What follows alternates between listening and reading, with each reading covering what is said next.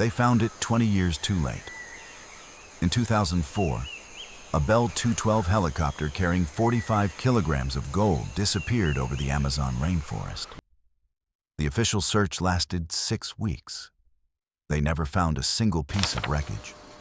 The insurance company paid out $2.8 million and closed the file.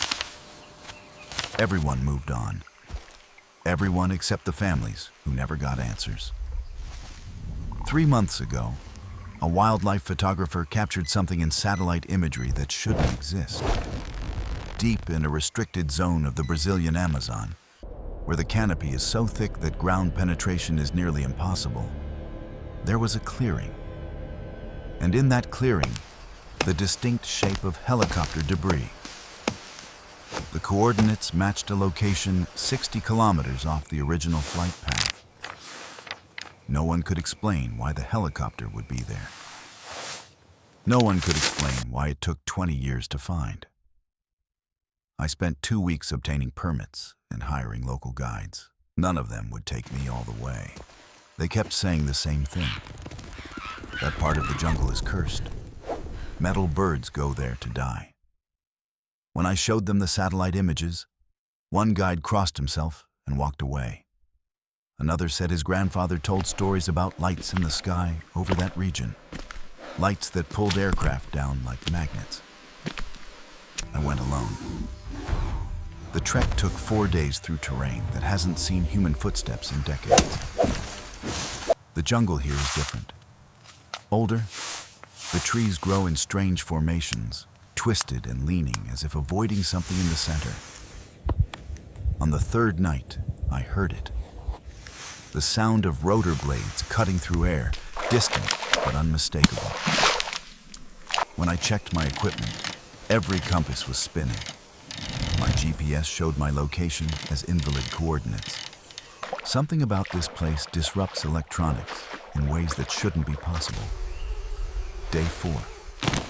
The canopy opened into a circular clearing roughly 80 meters in diameter. The trees at the edge are bent outward, as if something exploded from the center and pushed them back. In the middle of the clearing, half consumed by vines and rust, sits the wreckage of Meridian Security Helicopter November 7-2 Victor. The tail section is relatively intact. The main body is crumpled like paper. Whatever brought this aircraft down, it wasn't a controlled landing. I approached carefully. The cockpit is crushed beyond recognition, but the cargo bay is partially accessible. Inside, still strapped to the floor mounts, are 3 reinforced cases. 2 are empty, their locks broken from the inside. The 3rd case is sealed. The serial number matches the insurance manifest for the gold shipment. When I tried to open it, the lock mechanism is corroded but functional. Someone sealed this case after the crash. Someone was here and chose to leave it behind. The pilot's logbook is in a waterproof pouch near the remains of the pilot's seat. The final entries are disturbing. May 14th, 2004, 0900 hours. Standard departure, 0930. Pilot notes unusual electromagnetic interference. 0945, navigation systems failing.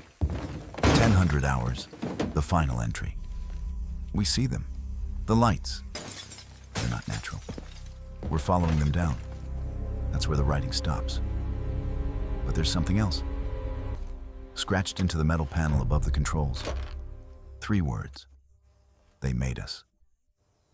Near the wreckage, I found the camp. Someone survived the crash long enough to build a shelter from debris and salvage.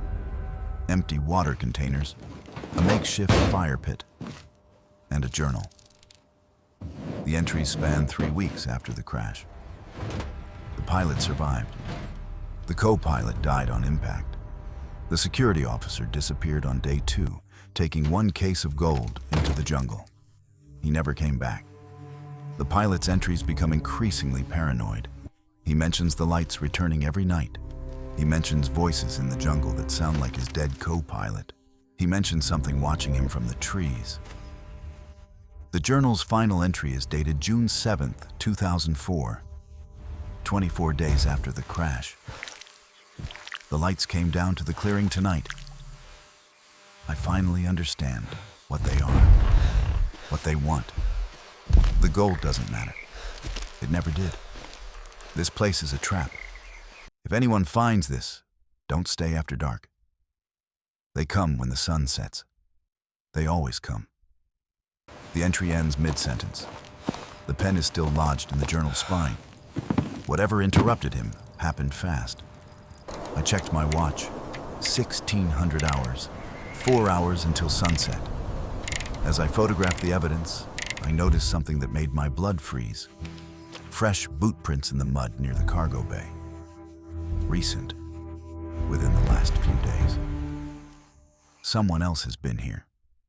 Someone else found this wreckage and left without reporting it. The prints lead away from the clearing into the densest part of the jungle, in the direction the security officer disappeared 20 years ago. I made the decision to extract the sealed case and leave immediately. The case weighs exactly what 45 kilograms of gold should weigh. But when I shook it, something shifted inside. Something that doesn't sound like metal bars. Something loose. Something that rattles. I considered opening it right there, but the sun was dropping fast and the jungle was getting darker. I could hear movement in the trees. Something large. Something circling the clearing.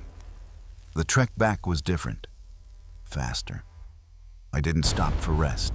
Every sound behind me felt like pursuit.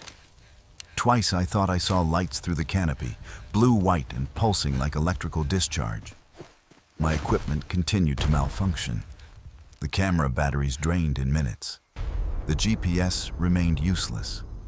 Only my backup compass worked, and even that spun wildly whenever I stopped moving. I didn't look back. I didn't stop until I reached base camp 2 days later. The case is now with authorities. They're attempting to open it with specialized equipment. Initial X-rays show the gold bars are present, but there's something else inside. Something organic. Something that wasn't listed on any manifest.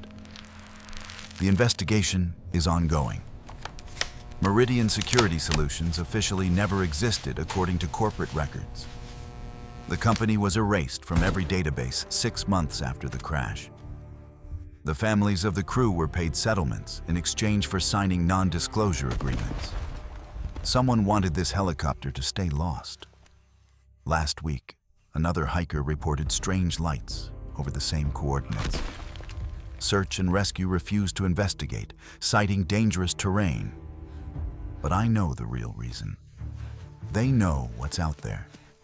They've known for 20 years. That clearing isn't just a crashed site, it's a warning. And whatever pulled that helicopter down is still there. Still waiting. Still watching for the next metal bird that flies too close to where the jungle keeps its secrets.